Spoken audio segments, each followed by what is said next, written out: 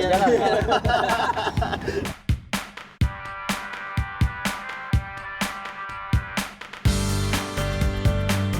Nah, sahabat iCare, kembali lagi di Metro iCare. Ini masih membicarakan seputar ayah. Menjadi ayah yang baik dan benar itu seperti apa? Ya, Untuk memperingati Hari Ayah gitu. betul. Nah, Nos, sebelum kita ngobrol-ngobrol lebih lanjut, tadi kata kita punya surprise kan buat Mas Umar? Kasih sekarang nih. Kasih lihat lah. Betul. Ini perasaanku jadi nggak enak nih apa. Tenang aja pokoknya. Wah, ini Nah, gimana? Silakan. Assalamualaikum warahmatullahi wabarakatuh. Hai pemirsa Metro iCare. Hai Bebe. Kaget ya. Hai Gia. Nah jadi suami aku itu dipanggil sama anak aku tuh biasanya Gia. Agak unik ya, nggak tahu gimana tuh asalnya. Pokoknya anak aku tiba-tiba manggilnya Abe Gia, disingkat jadi Gia. Terus sampai anak kedua, sampai ke aku, sampai ke keluarga akhirnya ikutan manggil Gia. Jadi kalau di mata anak-anak menurut aku Gia itu adalah sosok ayah yang tegas.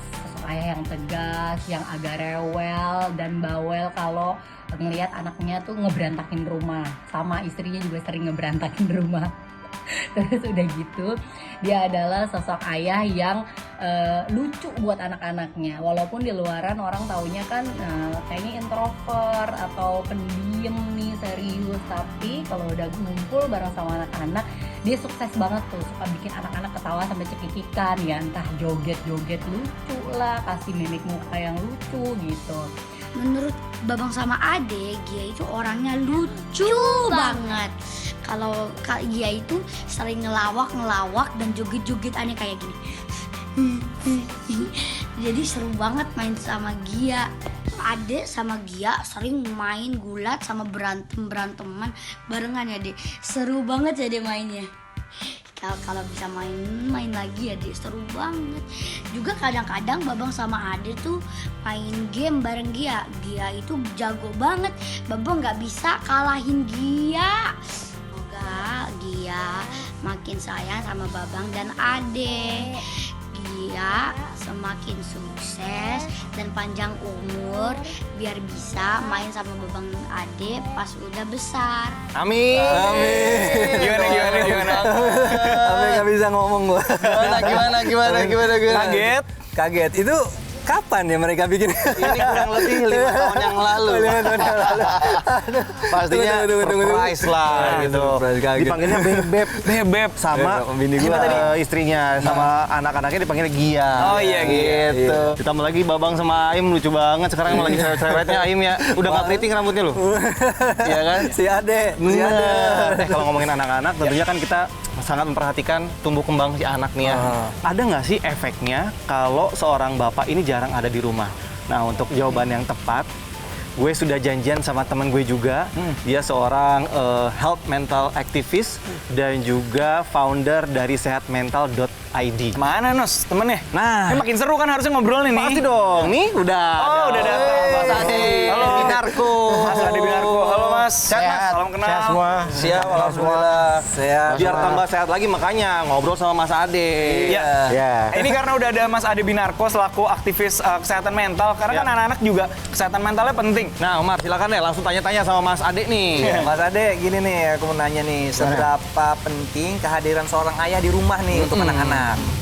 Oke, seorang ayah itu adalah suatu, kalau di kultur kita itu imam ya.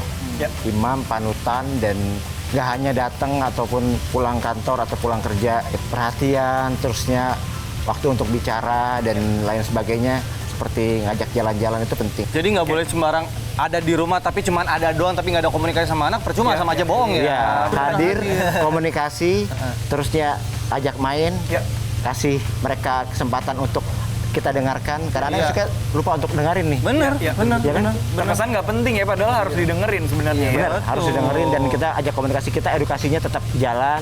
Jadi dua arah. Nah, ini pertanyaannya agak lanjut nih, Mas Ade. Tadi kan peran bagi ayah dan juga ibu. Kalau tadi beberapa udah ngobrol sama Kino sama Mas Umar tuh pembagiannya ngalir aja ya. Nah, tapi sebenarnya pembagiannya itu yang penting seperti apa? Apakah harus ada pekerjaan-pekerjaan tertentu yang dibagi ini dari istri? Ada ini job dari desk tertentu ya. Job desk. Ya, itu perlu komunikasi antar pasangan ya. Jadi dari ayah, dari ibu tuh mesti ada komunikasi dulu.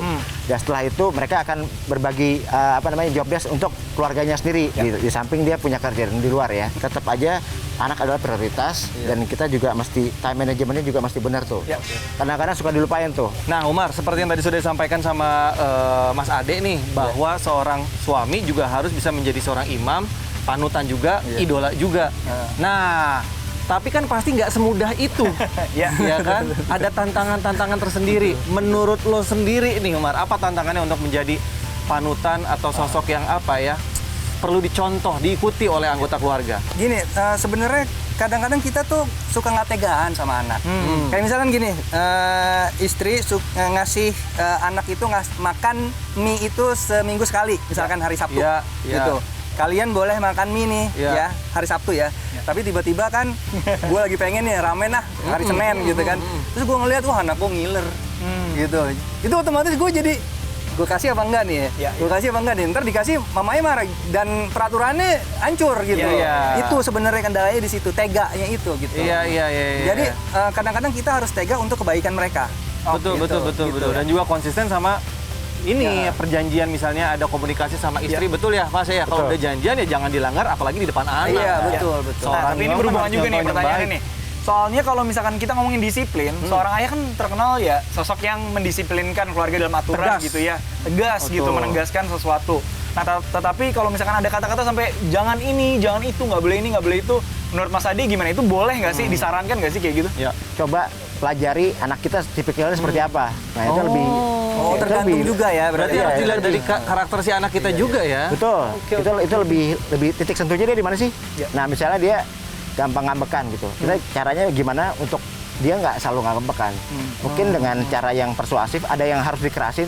Tipikal anak juga macam-macam ya. Anak juga bisa belajar dan teredukasi dengan baik gitu. Kalau ibu tuh seperti ini, ayah seperti ini. Mungkin dia punya, nanti akan jadi role modelnya mana nih? Nanti nemukan seperti itu. Iya benar. Kayaknya perbedaan itu yang jadi indah ya.